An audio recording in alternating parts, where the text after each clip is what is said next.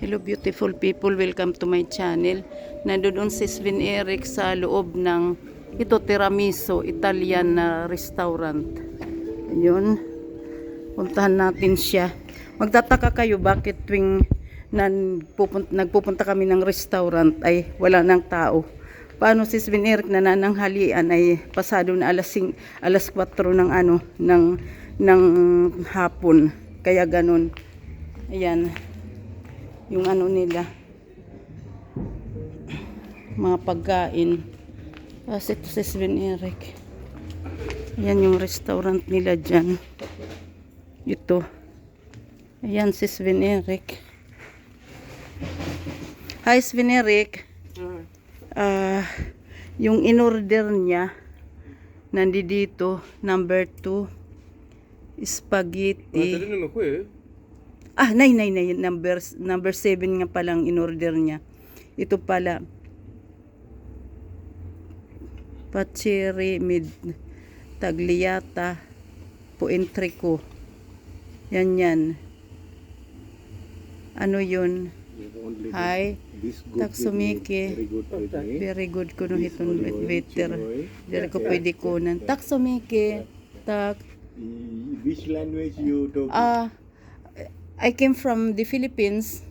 I have Facebook, my family and friends. You know, they want to see our lives here in Sweden. Yeah.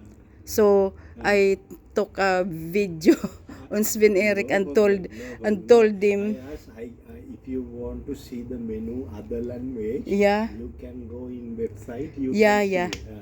Okay? Yeah. Thank you. You're very kind. Yung bitter yan. Ano to, yung white wine ang iniinom ni Sven Eric. Pagkatapos pasta yan with entrico. Yung entrico ay beef yun na na karni. Ayan. Yung anak ko, my very handsome son, Sven Eric. Mabuti mabait. Ito yung Italian restaurant dito.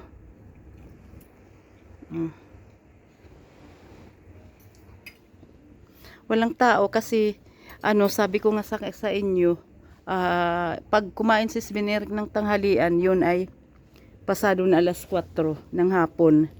Siyempre tapos na yung mga tao. Kaya ganun. Kasi pag pag fresh siya, si Sven Eric yung gusto niya mag-games siya kasi gamer nga siya. Yung na yan, yung waiter sabi niya, itong sauce na to masarap daw yan sa pasta. Ito masarap daw sa pasta. Yun nga kagaya ng in-order ko, yung kagaya ng sabi ko, yung in-order niya yung number 7.